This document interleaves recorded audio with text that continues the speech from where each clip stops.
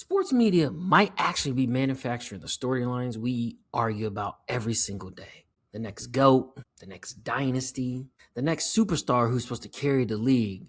And sometimes it feels like the story becomes bigger than the actual sport. So the question is this: are we really watching sports anymore? Or are we watching the narratives built around them? Welcome back to another edition of the Adam Kennedy Show, where sports and entertainment collide.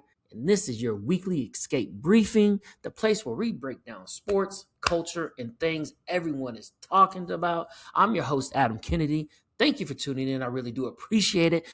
Don't forget to hit that subscribe button. So let's get into it.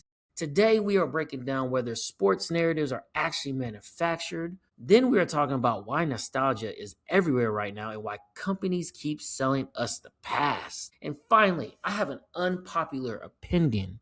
I think binge watching actually made TV shows worse. So let's get into the first part with the sports. Are those sports narratives manufactured? I mean, if you watch sports long enough, you start noticing something. Certain stories get pushed harder than others. Even certain teams get pushed harder than others as well. Cowboys, yeah, you know what I'm talking about. Because every season, there's a storyline the media runs with. Who the next superstar is? What's the next dynasty? Who's the next GOAT? Right? Sometimes it just feels like the narrative becomes bigger than the actual sport. You could take the NBA, for example. For the last 20 years, the league has constantly tried to push the idea of the next face of the league. First, it was Kobe carrying the league after Jordan retired. And then it became LeBron James. Then Steph Curry changed the game with the three-pointer revolution. He was a great shot. He could hit it from anywhere on the court. But now the conversation has shifted to players like Luka, Anthony Edwards, Victor Wembanyama. Every era of the league wants that next superstar because stars drive ratings. I get it. Fans tune in for players just as much as they tune in for the teams. Same thing happens in the NFL. Quarterbacks become the center of the narrative. Brady versus Manning. Then Brady versus everybody. Now it's Mahomes versus the rest of the league. Every season, the same question gets asked in the NFL. Who's the next dynasty? Can this quarterback become the GOAT? Can this quarterback surpass this person?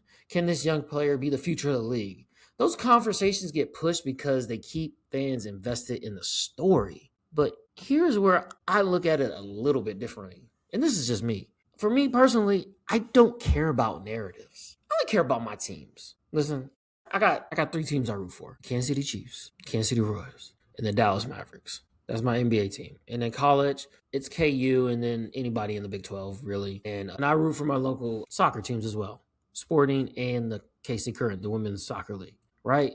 I only care about my teams. I've always been this way. I really don't care about other players. I don't care about other teams. I don't get excited about. Didn't even watch the Super Bowl this year. I had it on, but doing other stuff. I wasn't really paying attention to it. Because why? I didn't care. My team wasn't in it, so I don't really care. Didn't have a party. Don't care. Had other stuff to do. Now, if my team was in it, yeah, I would have had a party. But that's just the way I've always been like that. I never got it. I'm not going to look back in 20 years and be like, damn, Brady did all that great shit. I didn't care because he didn't play for my team. It's not that I don't like. I'm not saying I'm not talking shit. I'm not being a hater. I just don't care. Like, you don't play for my team. I don't care what you do. That's the thing. Like, I get happy if my team wins. If my team loses, yeah, it ruins my day. And back then, when I was younger, bro, it took me like 3 or 4 days to get over a Chiefs loss. Now I get over it. I get over it by the next day. It depends on how the loss is. Like, it really pissed me off. But it's just like, that's my sports fandom. That's some people, other people got different sports fandoms, right? But this is the part that is real. But in the media, the world thrives on creating bigger stories around the league because that brings in more viewers. And I get it. You think about the debate shows, First Take, we had Undisputed, First Things First, all of them. Get Up in the Morning. Get Up. That's on ESPN in the morning. All those sports debate shows, their entire job is to create conversation and controversy. And like, not all of them are debate shows, but they have debates on there. They talk about things. They ask questions and they start arguing about it, right? One day the player is the greatest ever. And the next day, that same player is suddenly overrated after one game, right? And that cycle just keeps going because people keep watching. I'm going to be honest. I don't watch those shows really no more. I mean, even this past football season, I really didn't watch them. I just listened to local sports radio in Kansas City. Just find out what my team's doing. To find out what the Mavs are doing, I look on ESPN. I can just go to the website. I check what they're doing. If their games are on, I'm going to watch them.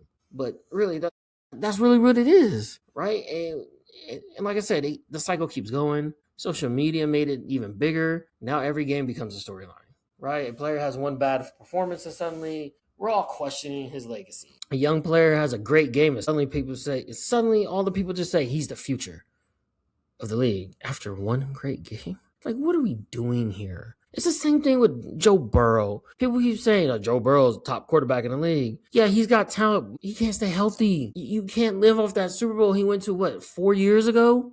Was it four seasons ago? 4 years ago? Chiefs went to the last 3 in a row. So I'm just like, you can't keep just bringing that up, bro. Like, Joe Burrow ain't it. We got to stop putting him in that conversation. He can't make it through a season. Team don't make it to the playoffs. Like, what are we talking about? And like I said, that shit never stops. Everything moves faster now because of social media and shit like that. And sometimes I feel like the sport itself gets lost inside the narrative. But at the end of the day, most fans are not watching because of the storyline. Let's just be real. They're watching because they love their team. Go ask you're gonna get a lot of sports fans. You ask them a question.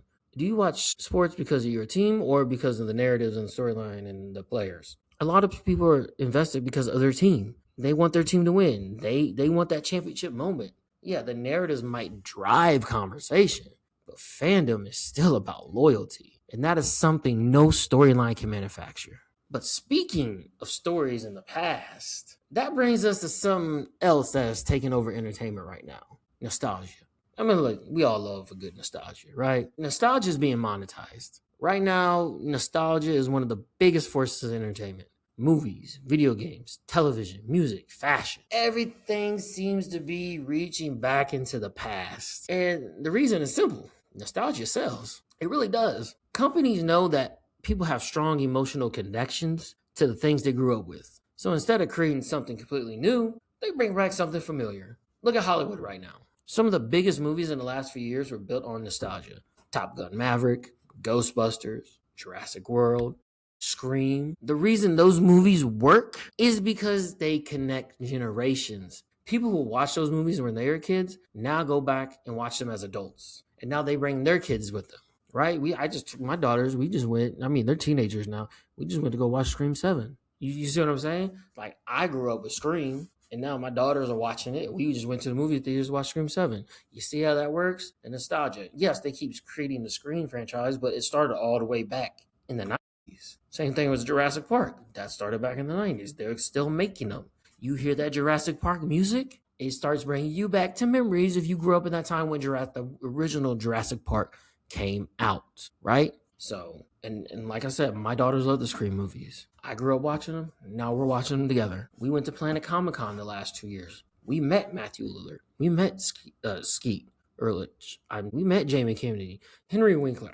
He was there. We took a picture with like almost part of the original cast. I mean, the only person that wasn't there was Neve Campbell because she had scheduling conflicts. But, you know, we got autographs on the screen poster. Even got to ask questions during the panel. My daughter got to ask a question to Matthew Lillard, and he came, had the microphone, talked to her, and it was like, that was awesome. Those moments stick with us. They stick with you. Moments like that stick with you. And when the new Scream movie came out, it's because it connects to those memories. Video games do the same thing. Classic games get remastered all the time. I mean, you have people going out and buying 64s, or they'll get the they'll go out and buy Nintendos. They'll play those classic games. Why? Because they're fucking great. They're fucking great. I would go out and buy a 64 right now. I would. There are some games I would go out. I'd go buy a Super NES. I'd go buy an NES. I would go buy a Sega Genesis. People love that old school shit, bro. Let's go play some Sega and go play fucking Sonic, right? From the 90s keep coming back because companies know people who grew up in that era now have money to spend. I got money to spend now. Oh, I want all that old school shit. Bring me back. Give me that shit, right? But it's not just about the money. It's about emotion. When you hear a song when you were a kid, when you see a movie character you grew up with, when you play a game you remember from your childhood, it takes you back to that moment of life. And people want that feeling again. But I think there's another side to it. When companies realize nostalgia works, they start relying on it more and more. Remakes, reboots, sequels, legacy characters returning years later. Sometimes it works incredibly well. Don't get me wrong, I love it. But sometimes it feels like the industry is afraid to take creative risk. And that raises a bigger question. Is nostalgia keeping great stories alive, or is it preventing new ones from being created? That's some food for thought. And that leads perfectly into my unpopular opinion. Listen, it's that time. Unpopular opinion. I'm going to go with it. Binge watching makes shows worse. Like when you binge watch a whole entire season or something, I just think it makes the experience worse. Do I do it? Yeah, because it's right there. I'm going to go watch all of them. Really, I am. I am going to go watch all of them. But if you really think about it, it makes it worse. Streaming made watching shows easier, but it killed something important: anticipation. Oh, anticipation. Back in my day, you had to wait a whole week for the next episode. One full week from the time if the show came on at 7 o'clock on Wednesdays, you had to wait until next Wednesday at 7 o'clock. And that wait made the show bigger. People talked about it all week. They debated theories. They tried to predict what would happen next. And think about shows like Lost, Game of Thrones, The Walking Dead. Those shows dominated conversation because people had time to talk about every episode. Now all the shows drop at once. You binge it in a weekend, and by next week, everyone has already moved on. The moments disappear. Streaming made watching easier, but it made shows less memorable. Let me know what you think.